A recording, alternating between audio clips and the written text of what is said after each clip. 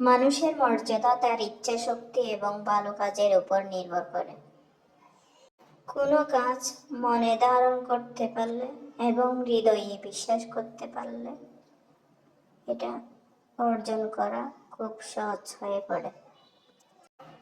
কখনো কখনো খুব সহজ কাজ কঠিন হয়ে পড়ে, আবার কখনো খুব কঠিন কাজ মন থেকে ভালোবাসে করলে অতি সহজ হয়ে যায়। যে ছোট বড় সকল কাজকে সম্মান করতে পারে সে খুব তাড়াতাড়ি তার লক্ষ্যে পৌঁছাতে পারে। মানুষের মর্যাদা তার ইচ্ছা শক্তি এবং ভালো কাজের উপর নির্ভর করে।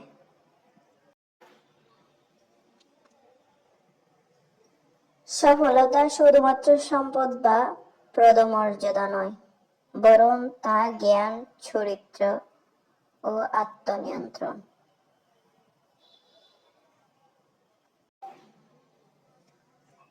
জ্ঞানই সবচেয়ে বড় সম্পদ।